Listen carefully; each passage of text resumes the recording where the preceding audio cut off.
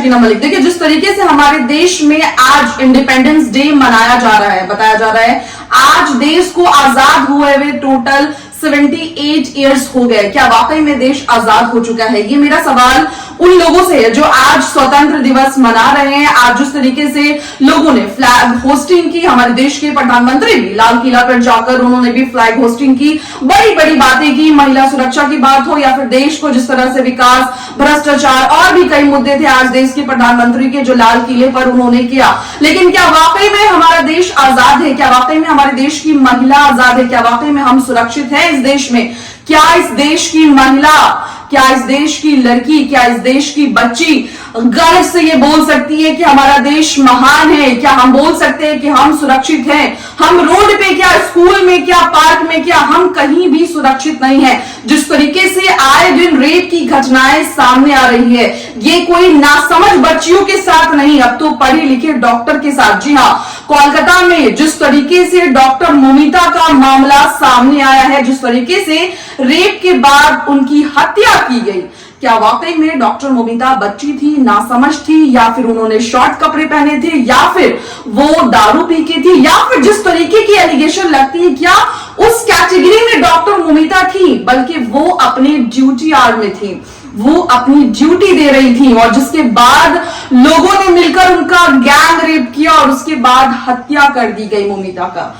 आज देश आजाद हुए हुए 78 साल हो चुके हैं। आज देश को आजादी मिल चुकी है। 15 अगस्त जिस तरीके से लोग खुशी से मनाते हैं, एक दूसरे का मुंह मीठा करते हैं, क्या वाकई में इस तरीके से परिवार, जिनके परिवार में ये हादसे हो रहे हैं, और ये हादसे कोई कोलकाता का नहीं है, ये हादसा लगातार हमारे देश में हो रहा है। जी हाँ, भारत देश आज के टाइम में यानी रेप के मामले में अब उस कैटेगरी में आ रहा है, उन देशों में शुमार हो रहा है, ऐसे टॉप 10 देशों में शुमार हो गया है भारत देश, जहां पर रेप की घटनाएं क्या, आपराधिक घटनाएं क्या, हर तरह की क्राइम रेट्स बहुत आगे बढ़ गई है। और ऐसे में जो कोलकाता में हुआ, जिसके बाद पूरा कोलकाता सड़क पर उतर गया है। जी हाँ, पूरा कोलकाता इस चीज की मांग करता हुआ नजर आ रहा है कि आखिर महिला सुरक्षा कब हमारे देश के प्रधानमंत्री इस पर ध्यान देंगे।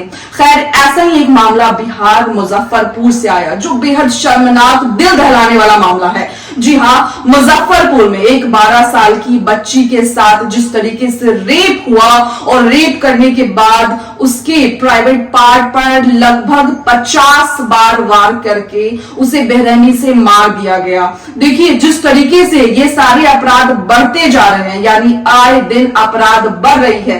मुझे ऐसा लगता है, मैं एक महिला हूं और मेरा इस पे जस्टिफिकेशन देने का तो कोई रोल नहीं है, लेकिन हाँ, एक महिला होने के नाते मैं ये सोचती हूं कि मेरी आने वाली पीढ़ी जो है, मैं एक बेटी को जन्म ना दूं, हमारे घर में अब बेटी ना आए। हमारी जैसी हर महिला ये सोच रही है। जिस तरीके से महिला असुरक्षित है हमारे देश में, अब हमारे देश में बेटियां पैदा होना ही नहीं चाहिए, क्योंकि हमारे देश का जो राजनीतिक गर्व है, वोट के टाइम पे महिला सुरक्षा की बात करता है। हमारे अभी जो बिहार में डबल इंजन की सरकार है, कोलकाता में तो चलिए आप ममता बनर्जी को जिस तरीके से राजनीतिक मुद्दे पर ट्रोल कर रहे हैं, यानी कि अब रेप के मामले से हटकर अब ममता बनर्जी पर आ गए, लेकिन बिहार जो डबल इंजन की सरकार मानी जाती है, क्या बिहार में जिस तरीके से मुजफ्फरपुर में जो मामला सामने आया, एक बच्ची के साथ जिस तरीके से रेप कर उसके प्राइवेट पार्ट को जिस तरीके से 50 बार मार के जिस तरीके से बेरहमी से उसकी कत्ल की गई,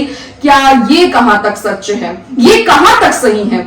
मेरा ये सवाल आज देश के प्रधानमंत्री से है, मेरा ये सवाल आज देश के हर राजनीतिक लोगों से है जो बड़ी बड़ी बातें करते हैं। रोजगार, बेरोजगारी, अब ये सब चीजों से तो देश बहुत आगे निकल चुका है। अब देश में सिर्फ आए दिन आपराधिक घटनाएं हो रही है। जिस तरीके से पहले भी मैंने वीडियो बनाया कि हमारे देश में आए दिन आप देख रहे थे, जिस तरीके से अभी जब बरसात का मौसम आया तो पुल वगैरह गिरा, यानी हर एक चीज में कहीं ना कहीं हमारा देश पीछे आता जा रहा है।